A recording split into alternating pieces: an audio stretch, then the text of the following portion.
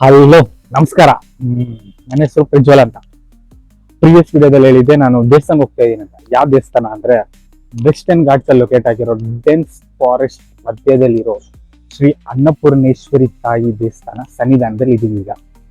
ಈ ದೇವಸ್ಥಾನ ಬಂದು 8ನೇ ಶತಮಾನದಲ್ಲಿ ಅಗಸ್ತ್ಯ ಋಷಿಮುನಿಗಳಿಂದ ದಂತಕಥೆಯ ಪ್ರಕಾರ ಪ್ರತಿಷ್ಠಾಪನೆ ಮಾಡಿದ್ದಾರೆ.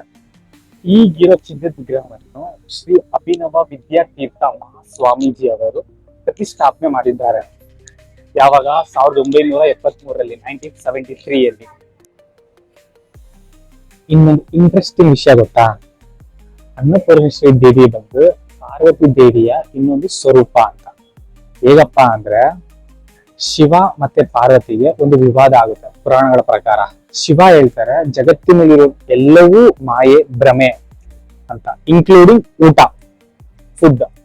ಆ ಟೈಮಲ್ಲಿ ಪಾರ್ವತಿ ದೇವಿ ಡಿಸಪಿಯರ್ ಆಗ್ತಾರೆ, ಮಾಯೆ ಆಗ್ತಾರೆ.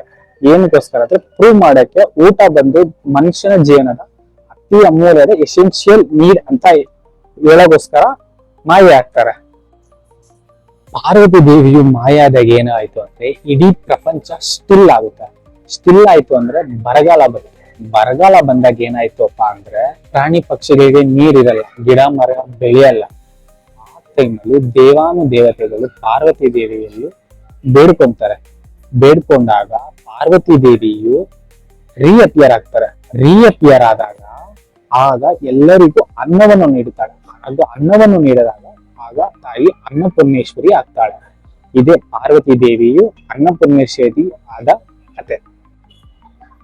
ಅನ್ನಪೂರ್ಣೇಶ್ವರಿ ದೇವಸ್ಥಾನ ಬಂದ್ಬಿಟ್ಟು ಅನ್ನದಾನ ಮಾಡಿಲ್ಲ ಅಂದ್ರೆ ಹೇಗೆ? ಅನ್ನದಾನ ಮಾಡ್ಕೊಂಡು ಅನ್ನದಾನ ಆಯ್ತು. ಇವಾಗ ಒಂದು ರೋಡ್ ಹೊಡ್ಕೊಂಡ್ ಬರೋಣ, ಅಕ್ಕಪಕ್ಕ ಏನೇನಿದೆ ಅಂತಲ್ಲ.